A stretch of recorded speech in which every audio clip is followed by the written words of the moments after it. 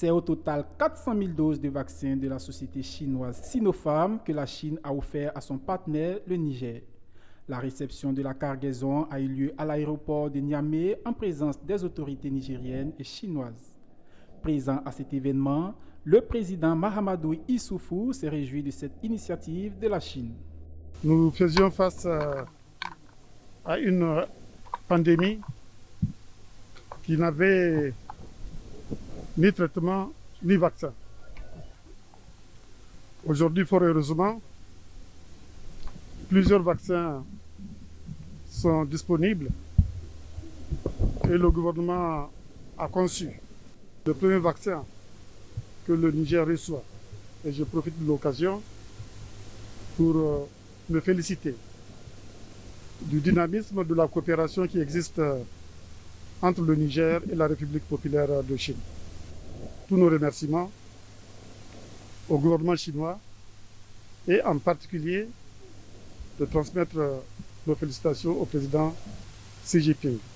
Afin de lutter efficacement contre cette pandémie, la vaccination est une des stratégies qui viendra renforcer à coup sûr tous les dispositifs de décision prises par le gouvernement. Le Niger va s'inscrire à partir de ce jour sur la liste des pays qui abordent cette autre phase de lutte contre ce fléau.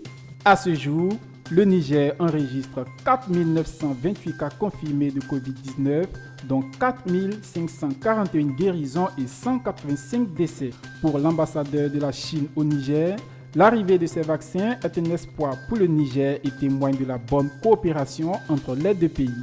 Le vaccin est une arme puissante contre le virus et un espoir pour sauver des vies.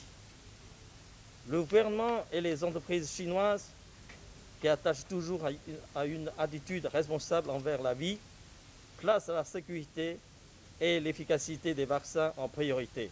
Le Niger est l'un des premiers pays à recevoir le don de vaccins chinois contre la Covid-19. Et ce lot de vaccins qui est arrivé aujourd'hui est également le premier lot de vaccins reçus par le Niger. Ces deux premiers reflètent pleinement la profonde amitié entre nos deux peuples et nos deux pays. La campagne de vaccination au Niger est prévue pour le samedi 27 mars 2021.